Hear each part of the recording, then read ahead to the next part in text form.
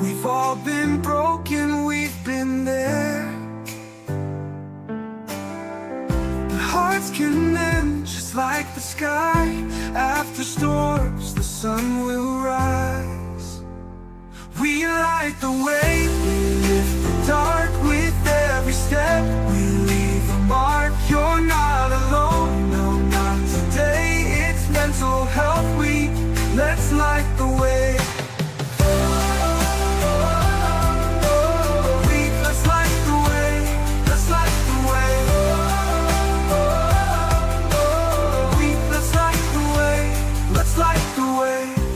Voices trembling, walls they fall. Together we can face it all. A spark of hope, a hand to hold. Even shadows can't be cold. Every tear, every fear, we're stronger when we're near. One voice, one light, let's make it shine tonight. We light the way, we lift the dark with every step. We leave a mark, you're not alone, no, not today. It's Mental Health Week, let's light the way. Let's light the way, let's light the way. Let's light the way, let's light the way. Every tear, every fear, we're stronger when we're near. One voice, one light, let's make it shine tonight. We light the way, we lift the dark with every step. We leave a mark, you're not alone, no, not today. It's Mental Health Week, let's light the way. Let's light the way, let's light the way. Let's light the way, let's light the way.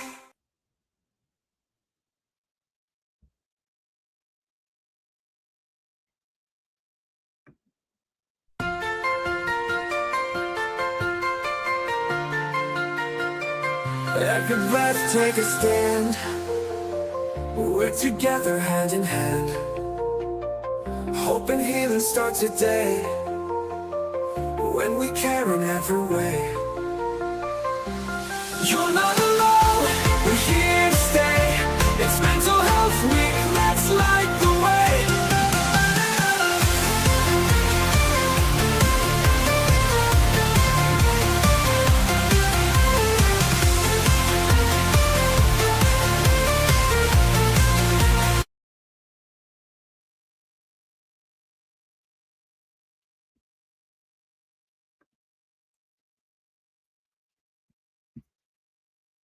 Good evening. Hello, everyone. Welcome to episode 3 of our Mental Health Awareness Week series, an initiative that reminds us all that we light the way, we lift the dark. Before we begin tonight's program, I want to take a moment to reflect on the powerful conversations we have had so far. Each episode had helped break the silence surrounding mental health and inspired us to look within and around with greater compassion. On Monday, past international director Jennifer Ware discussed with us about the difference between mental wellness and mental illness and how to identify and support anyone who needs help. On Tuesday, uh, we discussed about the use of meditation to calm you down. The discussion truly set the bar high. Our sincere thanks to Mr. Jim Rose for guidance during this conversation with his wisdom and warmth, to Dr. Akshat Sagar for sharing his deep clinical thoughts, and Mrs. Priyanka for offering the educator's perspective on supporting emotional well-being in our schools. Together, you have created an evening that touched hearts and minds alike. Tonight, as you continue this story, let's remember that mental health awareness is not just 1 week. It's about creating lasting understanding and support for our communities. Because when we stand together, we truly light the way and lift the dark. To bring that message to us, tonight we have Shaquana Jordan, who is a dedicated social worker, and uh, she's a dedicated social work professional with a master's in social work. She has extensive experience in case management and community programs. A certified life purpose coach, she has been working in education since 2006, empowering students and youth to reach their full potential. She is passionate about personal and community transformation. Shakwana integrates her background in social services, education, and faith based leadership to inspire growth, resilience, and purpose. She is committed to advancing initiatives that strengthen the communities and promote emotional wellness through training, coaching, and advocacy. So, without further ado, let's welcome Mrs. Shakwana. Good evening, everybody. How are you doing tonight?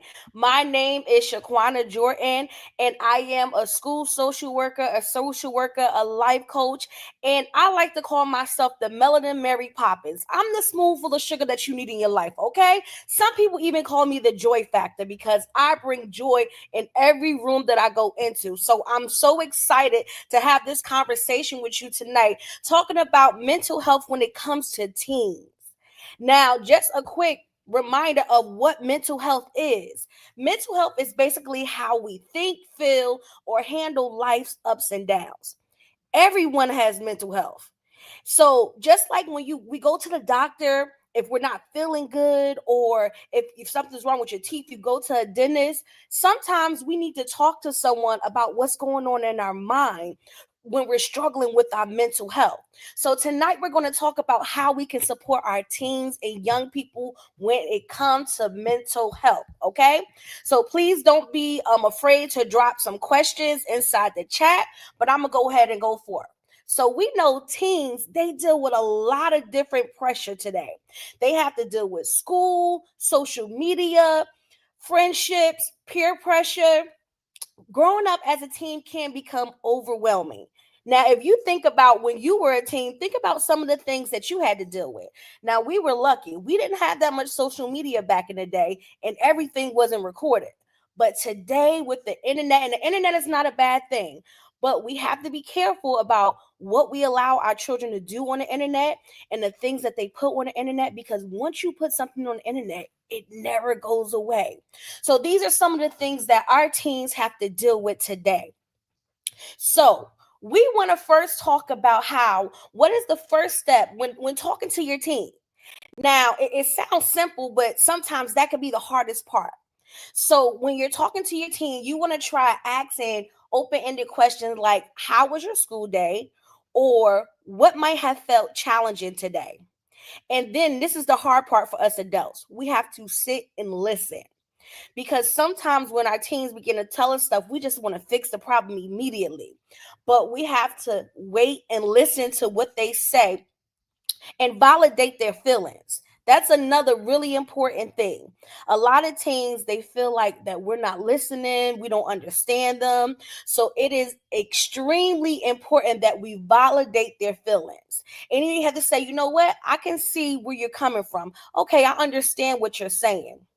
And let's remember, it's not about giving advice right away, but sometimes just listening to make sure that our teens know that we are a safe place. It's important for everyone to have a safe place and someone to talk to, and even to look out for warning signs. So, some warning signs that you might know that might tell you that your teen may be struggling with their mental health. It may include withdrawing from their friends or activities that they used to love to do.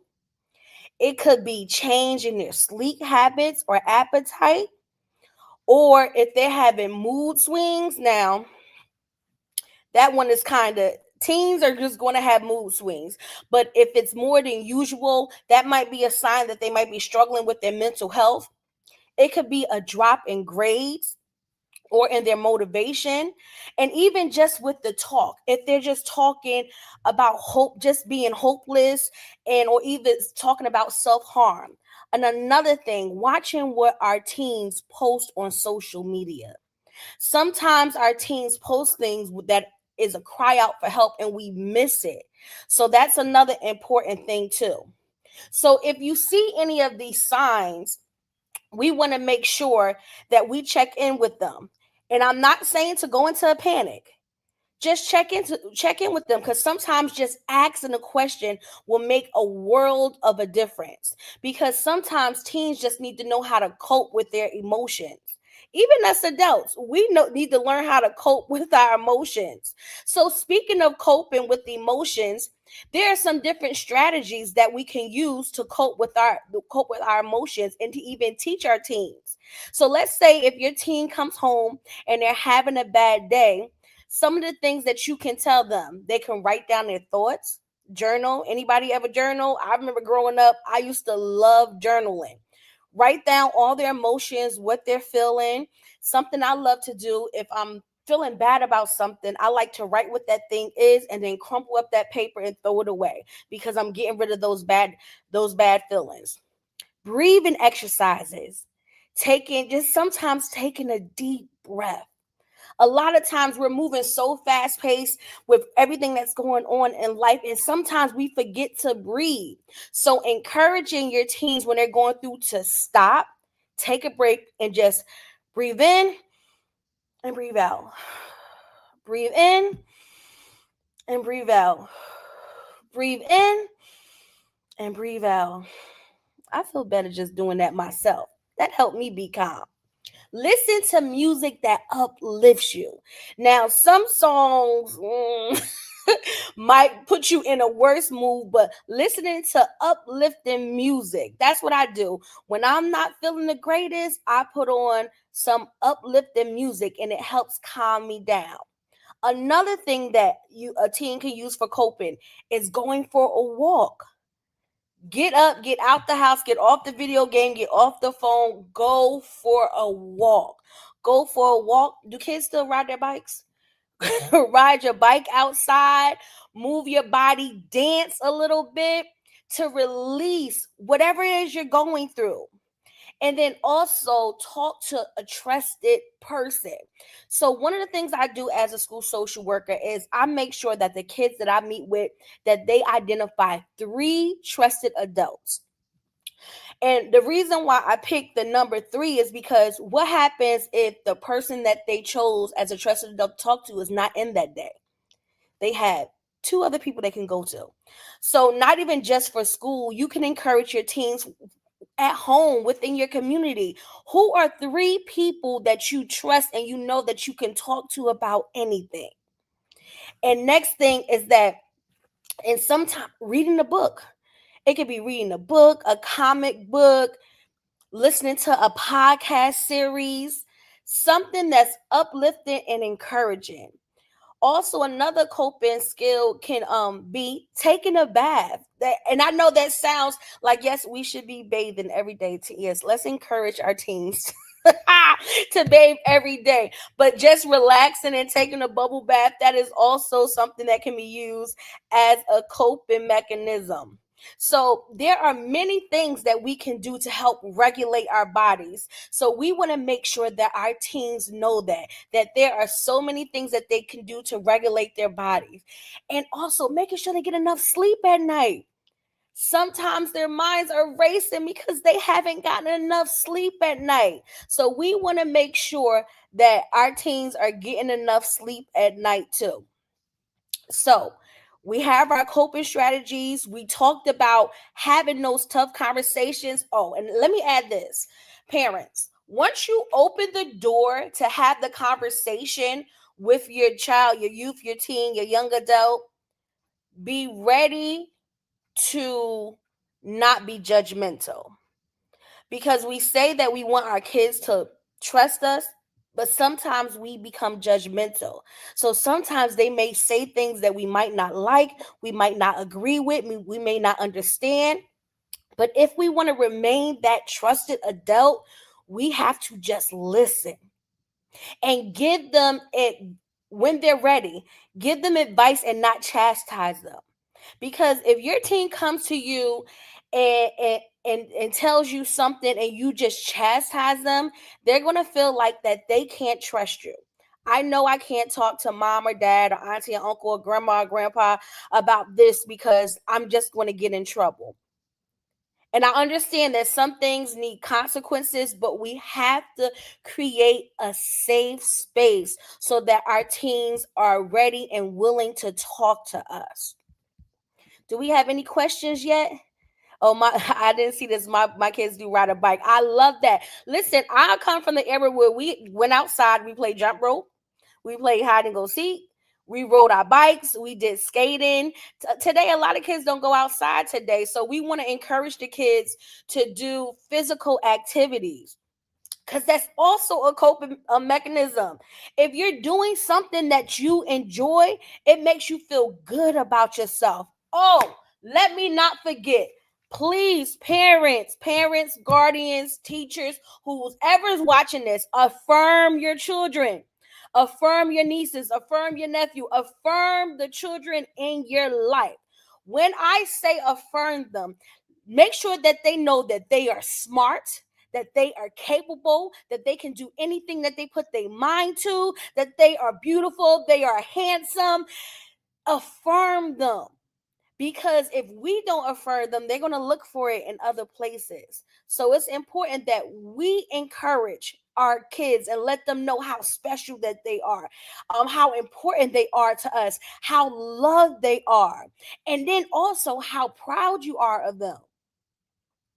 At this big age of 40, I had to ask my mother, I said, Mommy, are you proud of me? And she said, What do you mean? I said, Are you proud of me? She was like, Of course I'm proud of you. And she was like, Why would you ask me something like that? I said, Because you never say it. All this time, she just assumed that I knew that she was proud of me, but she never said the words.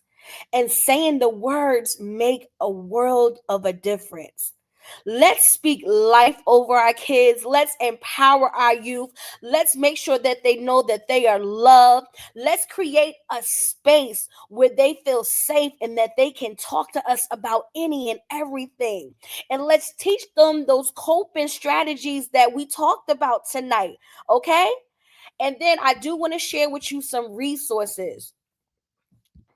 I want to share with you some resources that numbers that you can call. These are some resources. The crisis and tech support 988 is a suicide and crisis lifeline that they can text and talk to somebody. Okay, they can text or call. There's a number. There's numbers on there where you can call. We have the Trevor Project. You can call that number and talk to somebody. The teen line, call that number and talk to somebody. NAMI, teen and youth and young adults helpline. You can call and talk to somebody. And also, when we think about community help, like I said, remember we talked about those trusted adults.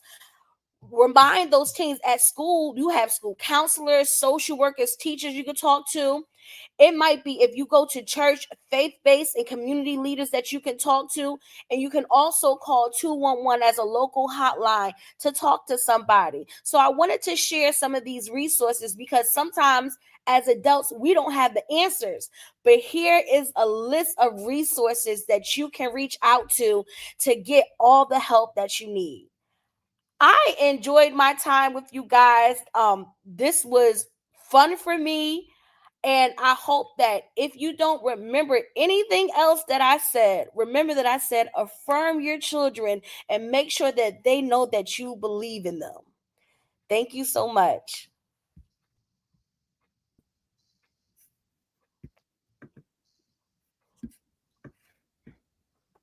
Thank you so much, Shaquana. Uh, Welcome. when everybody is writing their questions, let me ask you one question. Mm-hmm. Um, when you work with the youth in schools, what is the biggest problem do you see that they are facing today? I want to say one of the biggest problems that I see with youth is comparing themselves to other people.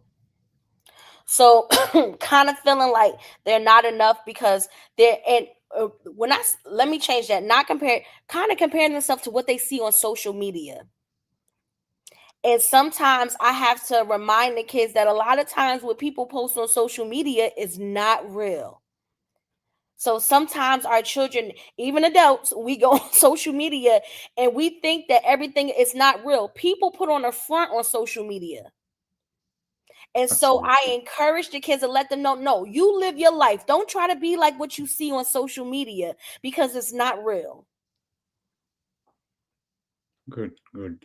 And as a parent of a preteen or a teenager, what is the best advice that you can give in just few lines? The best advice for a parent of a preteen or a teenager, get some patience. Get some patience. It's teenagers are rough. Get patience and listen. So teenagers, they feel like adults, they feel like we don't listen to them. And they want us to listen without automatically giving advice. And it's hard because we want to help them, or sometimes we want to chastise them because they're not doing right. But we need to listen to what they're saying. Even if we don't agree with them, we need to hear them out and listen to them. And that's going to create um a better relationship with you and your teenager. And they go, you know what? Mom listens, dad listens, uncle listens, auntie listens, grandma listens, grandpa, they listen to me at least. That's right. And just a extension of that question is many times the parents want to leave their dreams to their children. Uh, I wanted to be, say, a basketball player, and I couldn't. So I want my son to be a basketball player, or a swimmer, or a medical doctor, or a lawyer, or whatever that we as parents want to be. If we don't become that, we want to push that onto our children. And we What have is your advice for them? careful about that. So back to when I said listening. So if we're telling a kid, "Oh, you should go for do basketball," but that kid is telling you, "No, I want to be in a musical. I want to sing." Because if we make kids do things that they don't want to do, they are going to resent us. They're going to act out, lash out, and then they might find other ways to cope with how they're feeling that may not be too good. So we have to allow them to be their own self. We can encourage them, like, listen, I think this would be great for you, but what do you really want to do? Great advice. Great advice. I see there's a question. How do you know when it's time to seek professional help for your preteen, teen, or young adult? So back to the some of the things that I talked about earlier, some warning signs. Like if you have a child that's really outgoing and they begin to withdraw back a lot, like sometimes we can have a day that we just want to be to ourselves, but if you see a big drawback from friends and activities that they like to do, if their sleep pattern change, eating habits change, if they just seem really down and withdrawn from everything, it's time to seek help. But also, it's you don't nothing has to be wrong for you to talk to somebody. So can I add that? Just Mhm. like when we go to the doctor, we go for a yearly checkup. Sometimes kids, they do better with talking to people outside of their home. So, and even me as a social worker, I have a therapist that I talk to. And nothing has to be wrong for me to talk to. I sometimes just want to talk to her about my day and this is what's going on in my life. Because we need sometimes that a person to be impartial. There is one more question. Uh, Let me read that. What are the some good conversation starters to allow them to let us in their world? This is from a parent to a child. Okay. Um, so outside of just asking how was your day, ask them, what happened today? So not just because we always, oh, how was your day? Oh, my day was fine. Okay, but what happened today? What are some of the things that happened today? Like dig deeper into and then remembering their friends. So when they tell you about friends, ask, oh, how is Tommy doing? How is Angie doing? So digging deeper than just that, how was school today, but what happened during school today. And also remembering when they tell you about their friends, begin to inquire what's going on with their friends. Thank you so much, Kwana, for all your insights. I don't see any more questions. So, as we come to the close of episode 3 of our Mental Health Awareness Week series, I want to extend my heartfelt thanks to all those who made this meaningful conversation possible. First and foremost, our deepest gratitude to Mrs. Shaquana Jordan for her graciously presenting tonight's episode. Your warm empathy and thoughtful presence brought the discussion to life and helped create a safe and inspiring space for everyone watching. We also express sincere appreciation to all our host Lions clubs for their continued encouragement and participation in this important initiative. This wouldn't have been possible without the support of all the host clubs that are participating. To everyone tuning in, thank you for being part of this journey. We encourage you to share this YouTube episode with your family and friends so together we can keep spreading awareness, understanding and compassion. Let's continue to stand united because we light the way, we lift the dark. Thank you and we will see you in episode 4 at 7:30. It will be on the same topic of supporting our youth and their mental wellness, but it will be in Spanish. Thank you so much for joining.